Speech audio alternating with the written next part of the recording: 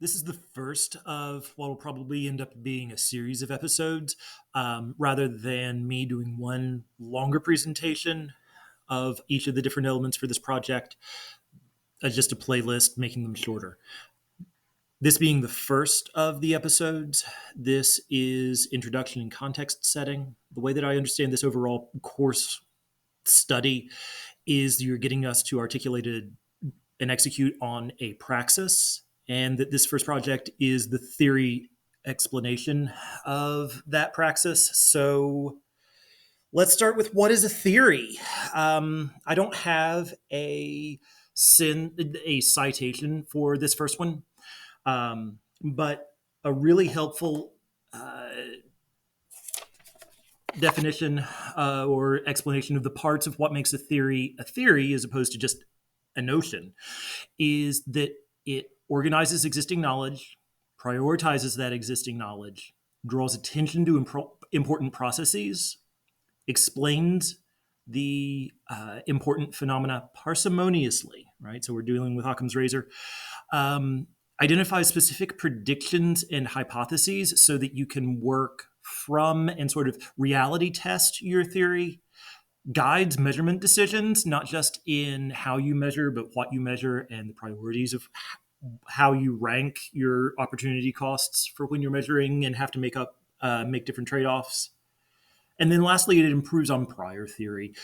This is getting to falsifiability. This is being able to explain specific mechanics of change, encompassing the full range of possible predictions, and accounting for variability. So when I cover all of the different aspects of my theory and my essentials, that's really what I'm going to be talking about. Now, in the sense of how do any of these work differently in a mediated space, what's being called blended or online, remote, versus an unmediated course where all of the people are in the same space at the same time. That's really something that matters because my students, let me back up. So I work at a school and I teach one section of an advanced writing course. Basically, it's first year composition, and I end up at about the first month of it.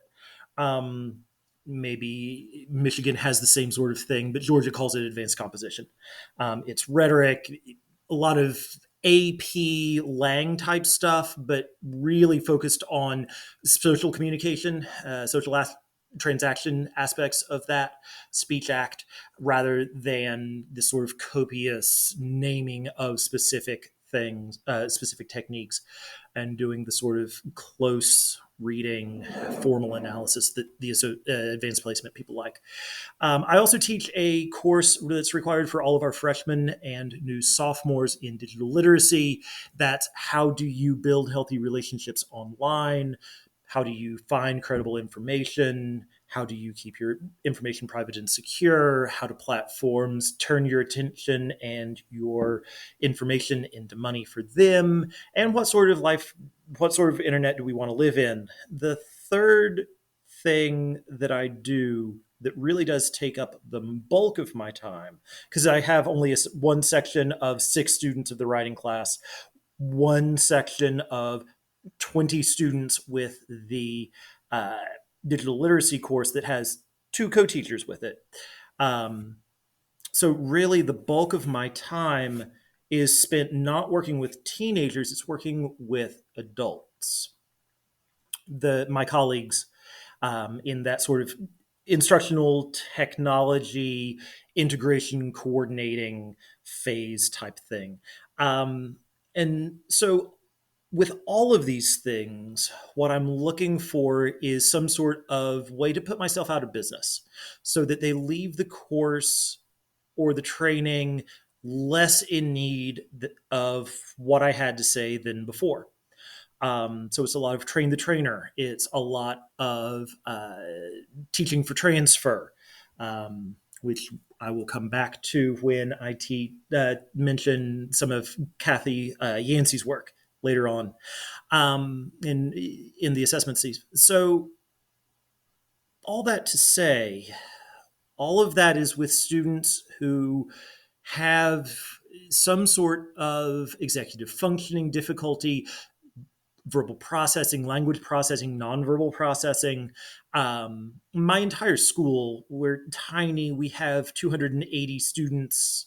We hope next year it'll be record attendance in grades 3 through 12. But we're designed for students with learning differences. They're who don't fit in. Most of my faculty, in fact, have some form of learning disability or learning difference or mood disorder, especially after COVID. So that's my audience, that's my context. And so dealing with mediation and the way that the different instructional media that we both need to make sure that our students access and that they can are savvy enough with that they can create in the media to the point where they can be part of a interchange, a network of other people in those topics, community of inquiry, community practice. I hate the word community because it doesn't have really any sort of negative opposite or positive opposite, rather. This isn't my observation. It's one from Nancy Bain that really makes sense to me. When she's talking about network publics in as social media platforms as network publics. So all that to say, my context is students and teachers who have one or more of difficulties with executive functioning, particularly language-based processing and the interplay of the two.